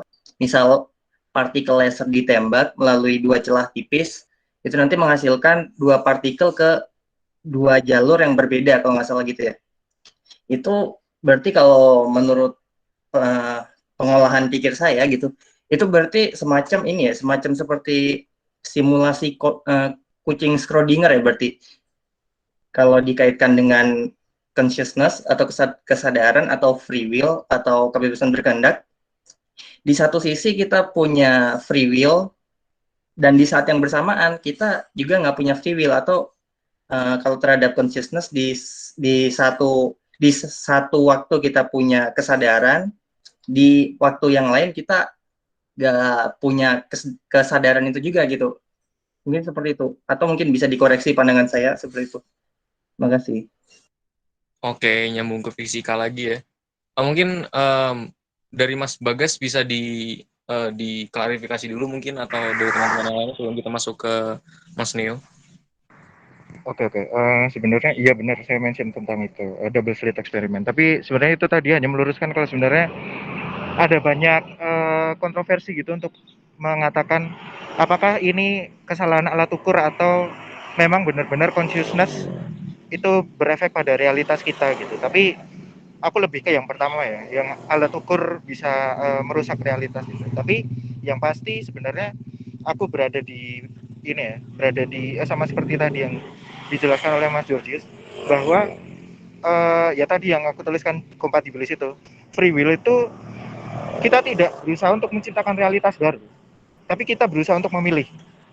Nah, memilih itu berarti sudah ada pilihannya dulu gitu. Jadi ketika kita lapar hanya ada dua pilihan, makan atau tidak makan.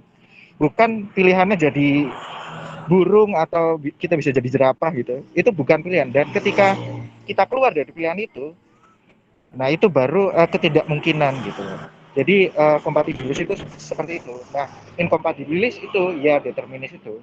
Jadi free will itu enggak benar-benar yang aku mikir aku pengen buat bumi dua gitu. Terus tiba-tiba ada tercipta bumi. Nah, itu free will enggak seperti itu. Free will itu ya itu kompatibel. Jadi dia memilih pilihan gitu loh. Balik lagi, pilihan itu sudah ada sebelum kita memilih itu. Kira-kira begitu. Thank you. Oke, makasih Mas Bagas. Gimana Mas Georgius?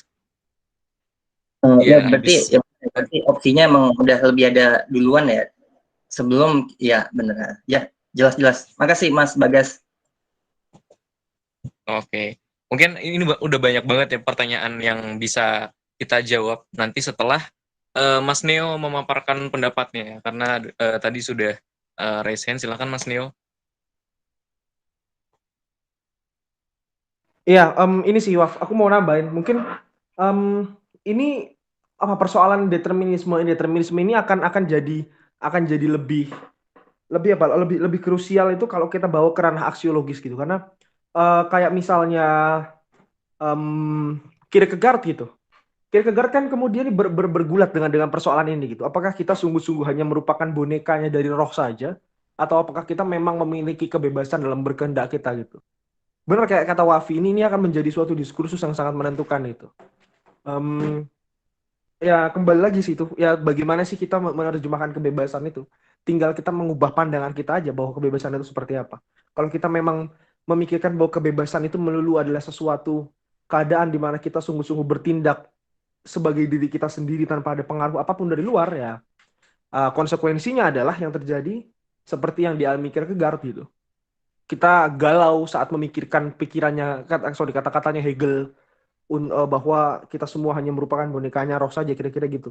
Mengatakan bahwa kita boneka roh, berarti kita tidak boleh sedih saat nenek kita meninggal, saat orang tua kita meninggal, sebagaimana yang dialami oleh Kierkegaard. Makanya tadi kata Bima itu, Bima tadi nyeletuk sebelum aku angkat tangan pas makan. Dia bilang, ya orang-orang kayak Sartre, orang-orang kayak Hegel mudah membayangkan keadaan seperti itu. Tapi orang-orang macam Kierkegaard dan macam kita itu agak sulit untuk membayangkan keadaan seperti itu. Jadi ya itu, aku setuju kata Wafi, bagaimana kita mendefinisikan kebebasan itu sendiri itu akan menentukan bagaimana kita bertindak ke depan. Gitu sih Waf. Makasih Waf. Oke, makasih Neo. Oke, selanjutnya ada pertanyaan dari Aulia tadi ya. Aku mau bacain dulu. Kak mau tanya, maaf kalau jadi nggak berhubungan, nggak apa-apa. Gimana kalau dia seorang psikopat, dikatakan psikopat karena gen? Apa dia punya kebebasan untuk nggak menjadi seperti itu? Hehehe, aku udah sempat coba sempat dengar soal persoalan ini.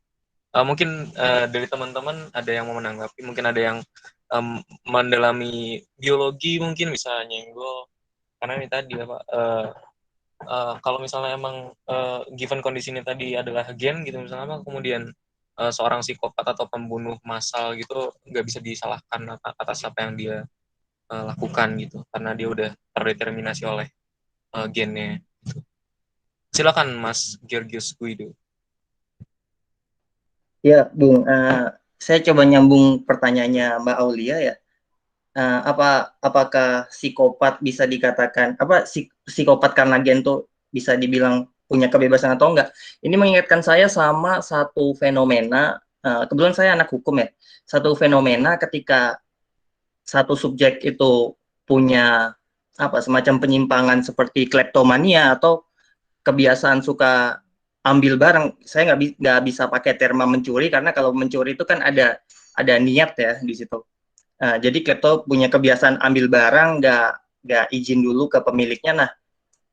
Nah, dari perspektif hukum sendiri mengatakan bahwa klepto itu nggak bisa dikategorikan sebagai satu perbuatan gitu, karena subjek yang bersangkutan itu nggak punya kebebasan untuk memilih dia nggak mau ambil barang yang dia mau ambil atau enggak gitu. Itu juga mengingatkan saya dengan ini, Bung Arvin Go ya, mungkin ada berapa yang cukup familiar sama nama Arvin Go, itu sempat memberi ilustrasi bahwa ada satu fenomena di Amerika gitu, Amerika Selatan kalau nggak salah, itu ada pekerja tambang gitu ya, tambangnya mau diledakin pakai TNT. Nah, ketika diledakin, ada beberapa besi itu nusuk ke kepalanya gitu, tapi dia nggak sampai mati. Nah, setelah dioperasi, besinya ditarik, dia kembali normal. Nah, dia hidup dalam hidupnya, dalam perjalanan waktu selama dia hidup, dia ini mulai nunjukin satu behavior gitu ya, yang lain dari sebelum dia kena tusukan besi itu. Dia jadi suka mungkin kalau nggak salah itu ilustrasinya suka melakukan pelecehan seksual segala macam. Nah, kemudian sama teman-teman neuroscientist, dia diperiksa. Dia mungkin waktu itu belum zamannya MRI scan ya mungkin ya. Nah, diperiksa otaknya, ternyata bagian ini yang nyebabin dia jadi punya penyimpangan seksual gitu, punya penyimpangan behavior gitu. Nah, saya jadi kepikiran, kalau misal yang sifatnya seperti itu atau juga seperti yang diutarakan sama Mbak Aulia, psikopat karena gen itu, ini saya antara ini ya, di dua pemikiran, bisa dikategorikan punya kebebasan atau enggak. Soalnya kalau dari perspektif hukum sendiri, dia kan dianggap nggak punya kebebasan. Tapi sementara saya sendiri, walaupun dari 5 tahun saya belajar itu dianggapnya nggak punya kebebasan, saya sendiri mikir lah, kan variabel-variabel buat dia melakukan perbuatan yang ditujukan nggak cuma semata-mata karena kebebasan, juga mungkin ada eksternal faktor mungkin yang mengaruhi. Jadi kebebasan itu nggak semata-mata cuma dari dirinya sendiri aja gitu. Kan kalau internalnya mungkin karena gen, atau mungkin kayak tadi otaknya ada bagian yang gesrek mungkin kena besi. Nah, kan nggak semata-mata karena itu. Itu pandangan saya sih. Mungkin ada yang mau nambahin, monggo. Makasih sebelumnya. Oke, makasih Mas Georgius. Itu tadi gimana? Siapa tadi yang nanya? Mbak Aulia, gimana? Apakah dari pemaparan dan pertanyaan Mas Giorgio tadi tercerahkan, atau kemudian punya pertanyaan baru gitu mungkin, atau malah mau menanggapi gitu?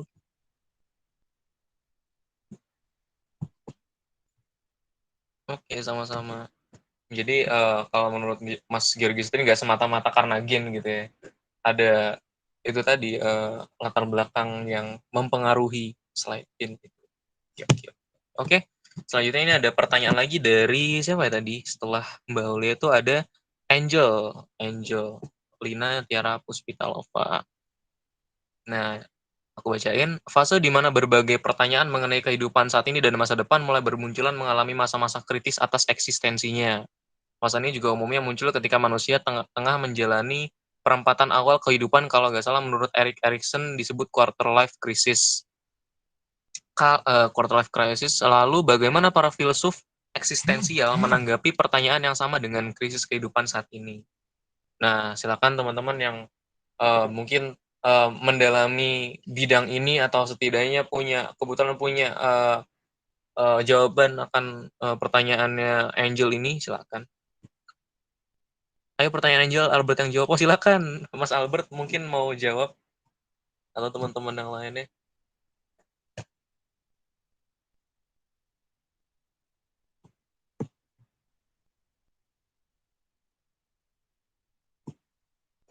Udah kursi. Silakan Albert. Bukan ranahku. Oke, sama. Teman-teman ada mungkin yang mau menanggapi pertanyaan Angel ini? Bagaimana para filsuf eksistensial menanggapi pertanyaan yang sama dengan krisis kehidupan saat ini? Masuknya ke eksistensialisme gitu kan ya. Silakan teman-teman, ada yang mau menanggapi?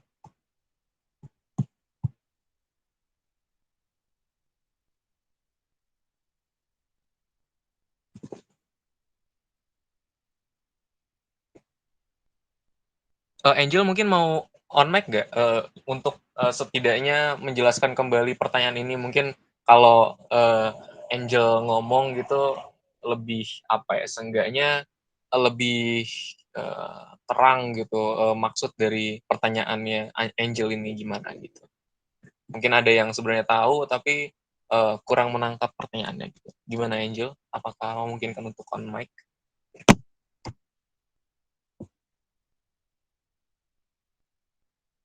Nah, silakan Bagas, dari diskursus Byung-Chul Han. Gimana, guys? Mas Bagas ini luar biasa, teman-teman. Apakah Mas Bagas ingin masuk mengenai persoalan ini? Oh, oke, silakan.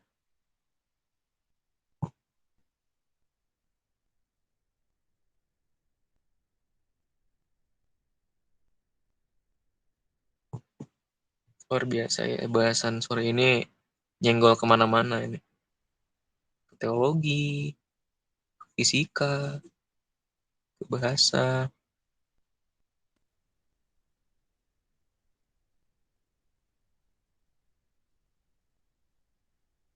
Aku kan ada yang belum paham. Angel ini, mungkin kita tunggu Bagas baca dulu ya. Oh, oke, nggak apa-apa. Ini Bagas sedang mencoba untuk memahami pertanyaannya. Oh, bukan memahami, membaca pertanyaan. Kita tunggu. Atau teman-teman kalau misalnya ada yang punya. Oke, silakan Bagas. Oke. Sebenarnya apa ya? Aku aku bingung harus ke arah mana gitu. Aku bukan bingung memahami pertanyaannya, tapi aku bingung harus ngomong ke arah mana karena aku nggak nggak punya posisi eksistensial gitu di sini gitu. Oh iya, sebentar.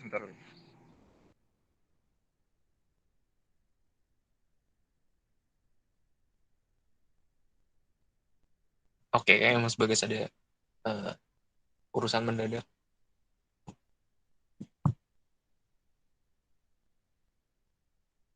Iya. 3 tahun ketemu problem free will belum terpecahkan.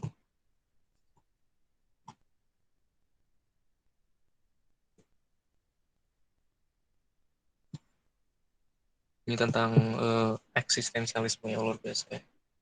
Yang gue kemana-mana ini. Oke, sebenarnya ini ya, aku rasa karena quarter life crisis itu adalah suatu konsep apa ya? Aku bisa bilang itu konsep modern gitu. Jadi eh apa ya? Konsep itu bisa mengafek reality sebenarnya. Kayak kita menciptakan satu konsep tertentu dan akhirnya kita bisa berubah secara psikologis ya. Walaupun aku berada di pandangan bahwa psikologisme itu adalah pseudoscientific, tapi aku rasa di beberapa hal konsep yang bisa mengubah mental seseorang itu bisa bisa terjadi gitu. Kayak misalnya kita menciptakan suatu konsep tentang quarter life crisis dan akhirnya kita percaya bahwa quarter life crisis itu ada dan kita percaya bahwa kita mengalami quarter life crisis gitu loh. Jadi kira-kira itu masalah konseptual juga. Kalau misalnya kita emang nggak berusaha untuk mengkonsepkan quarter life crisis, mungkin di satu sisi kita nggak akan mengalami itu. Jadi kita nggak ngerti juga secara eksistensi apakah kita bisa tetap quarter life crisis jika konsep quarter life crisis itu nggak ada. Gitu. Oke gitu ya, terima kasih Bagas. Itu pandangan dari Bagas. Mungkin Angel ada tanggapan lagi atau sudah cukup, atau teman-teman yang lainnya punya pandangan lain gitu, mungkin silakan. Dari Angel udah cukup atau belum?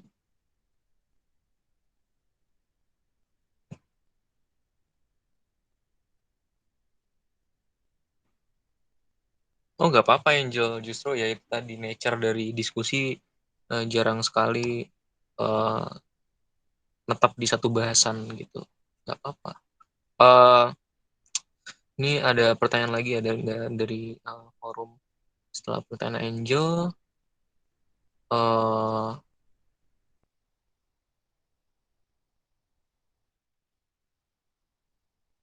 oke, belum ada ya. Oh, ada dari Arvila Devan Mahardika. eh Mas, saya izin bertanya, misalkan saya mendapat hadiah undian senilai 100 juta, kemudian saya menggunakan uang itu untuk diri saya, padahal ada beberapa tetangga saya yang sedang krisis ekonomi dan saya tidak membantu mereka sehingga saya terkena sanksi sosial berupa gosip dan hinaan. Apakah perilaku saya mencerminkan kebebasan dan apakah hukum sosial itu mencegah kebebasan saya? Nah, gimana itu, teman-teman?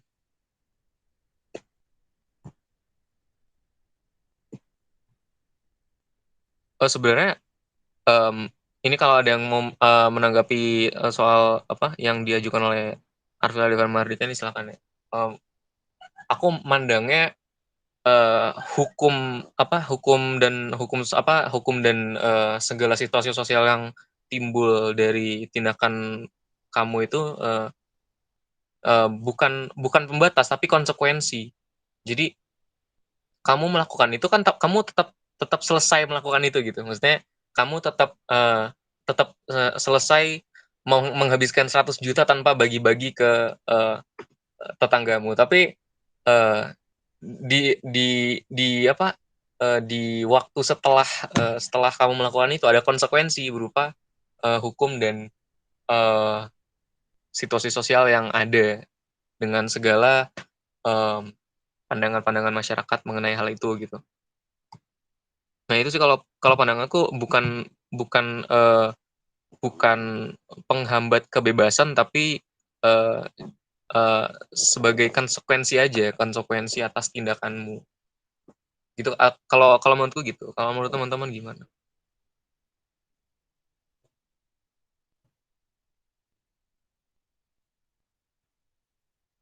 Atau dari Arvila Devan Mardika ada tanggapan atau sudah cukup dengan eh, penjelasan singkat tadi?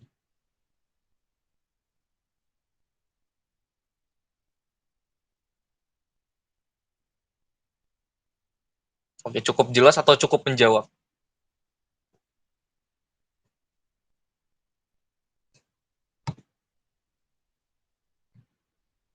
Oke, sepertinya sudah cukup mungkin setidaknya cukup mendapat insight baru gitu ya.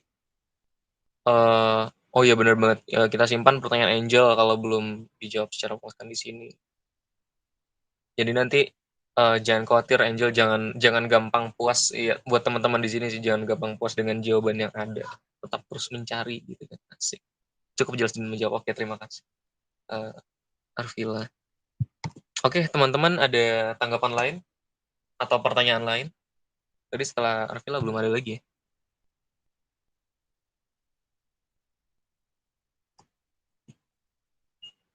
Ada teman-teman?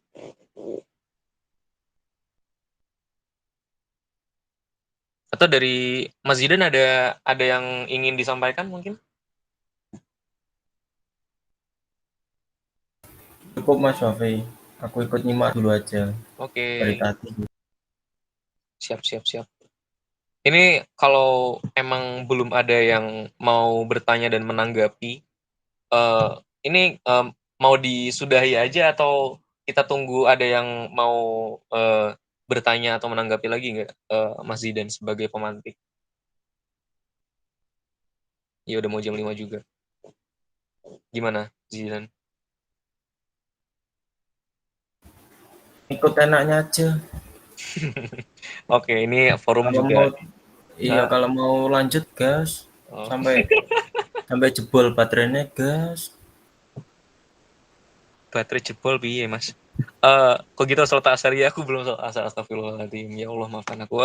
Ini karena forum juga setuju untuk disudahi karena mungkin memang cukup apa ya, cukup intens nih bahasan kita sore hari ini mengenai kebebasan manusia gitu kan. Oke, karena belum ada yang ingin meneruskan, karena teman-teman juga mungkin punya kesibukan lain gitu mungkin, atau dan segala macam. Mungkin aku sebagai moderator menyudahi sesi diskusi sore ini. Dari Zidan ada closing statement mungkin. Oh iya, silakan Mas Georgius, salah satu kebebasan nih. Iya, Damar, iya. Hampura, hampura. Silakan Zidan, ada closing statement, ada penutup, kalimat penutup mungkin. Tetap santai meskipun jiwa terbantai. Iya, itu kata-kata mutiara yang dapat kita tanamkan di dada dari Mas Zidan. Terima kasih teman-teman yang sudah berpartisipasi di diskursus tentang kebebasan pada sore hari ini. Terima kasih yang sudah bertanya, menjawab, menanggapi, berpendapat, dan teman-teman yang sudah menyimak diskursus sore hari ini, diskusi sore hari ini. Terima kasih teman-teman. Dengan ini aku dan Zidan sebagai pemantik izin pamit. Wassalamualaikum warahmatullahi wabarakatuh. Selamat sore. Sampai jumpa di Rembuk Filsafat mingguan pekan depan yang akan kita akan memasuki pekan analitis. Kita pekan depan akan menganalisis paper yang akan disediakan. Terima kasih teman-teman. Selamat sore dan sampai jumpa.